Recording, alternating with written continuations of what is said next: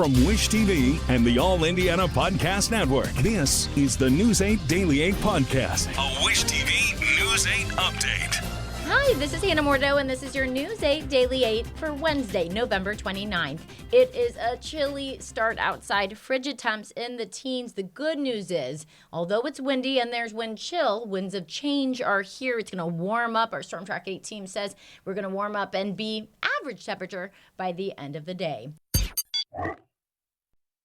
Audible's romance collection has something to satisfy every side of you. When it comes to what kind of romance you're into, you don't have to choose just one. Fancy a dalliance with a duke, or maybe a steamy billionaire. You could find a book boyfriend in the city and another one tearing it up on the hockey field. And if nothing on this earth satisfies, you can always find love in another realm. Discover modern rom-coms from authors like Lily Chu and Ali Hazelwood, the latest romantasy series from Sarah J. Maas and Rebecca Yarros, plus Regency favorites like Bridgerton and Outlander. And of course, all the really steamy stuff. Your first great love story is free when you sign up for a free 30-day trial at audible.com/Wondery. That's audible.com/Wondery.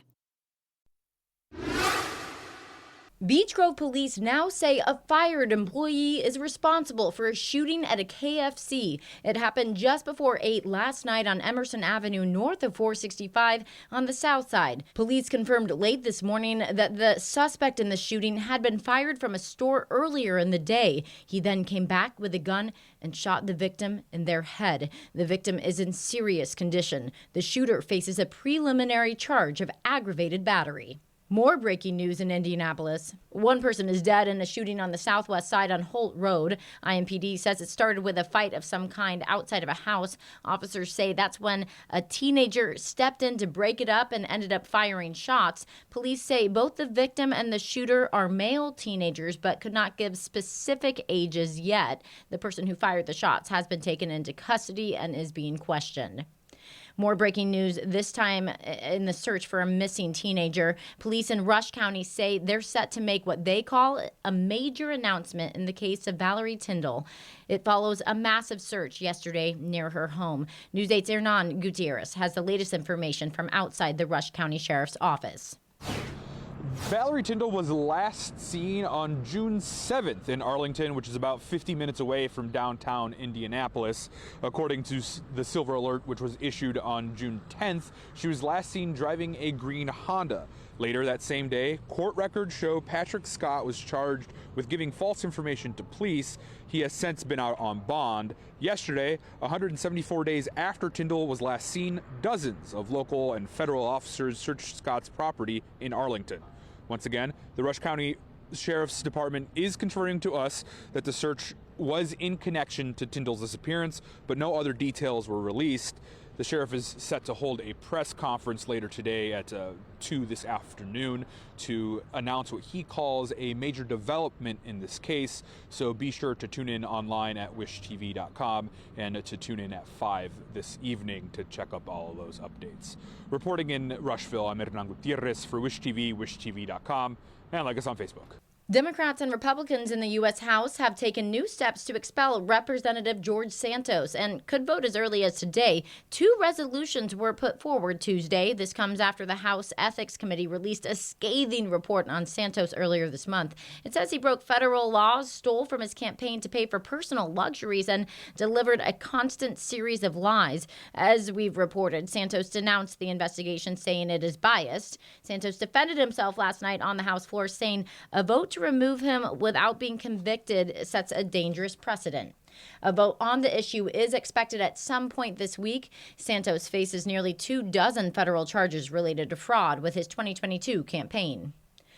Negotiators are working to extend the ceasefire between Israel and Hamas that is set to expire today. The Biden administration is warning Israel that if it resumes fighting, the offensive must operate with a far greater precision. Israel has vowed to end Hamas after the pause in fighting, but more hostages are expected to be released today, and signs of reunions are becoming more frequent in Israel. 12 more hostages were freed yesterday. 9-year-old Emily Hands is now back with her family after weeks in Gaza. Her father spoke about the moment they were back together.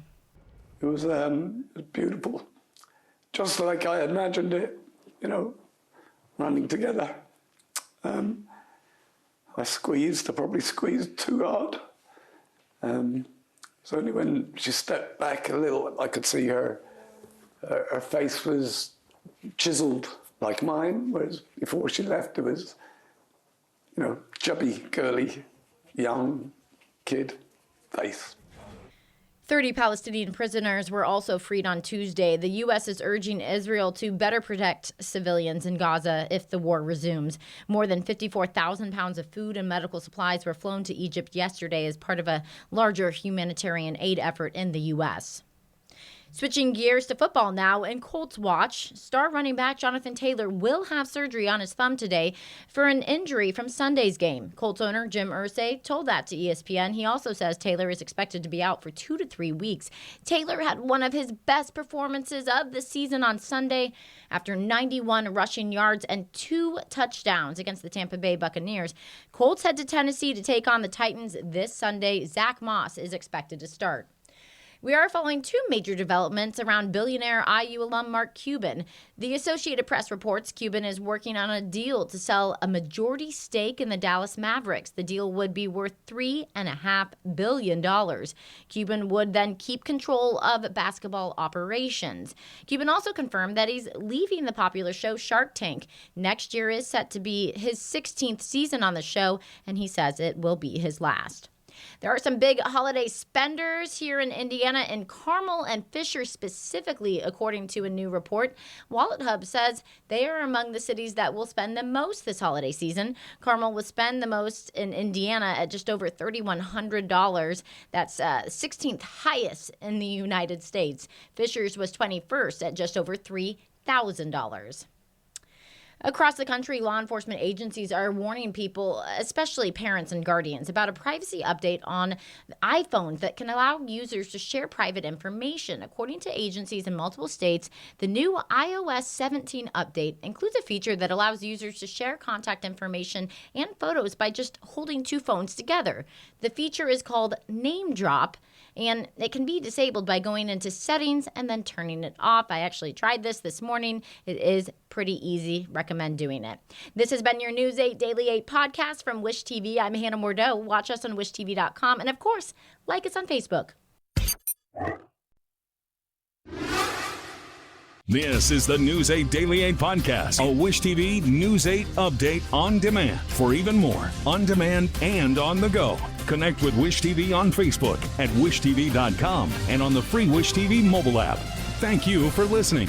And be sure to like, subscribe, and follow this podcast for updates every weekday morning on the All Indiana Podcast Network and wherever you get your podcast.